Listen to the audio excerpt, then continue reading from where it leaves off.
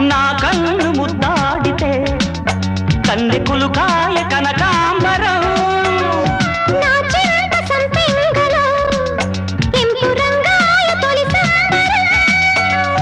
ఎన్ని పొంగులో కుమారి కొంగులు ఎన్ని పొంగులో కుమారి కొంగులు ఉద్యోగమిప్పించవా సోకు ఉద్యానవనమాలిగా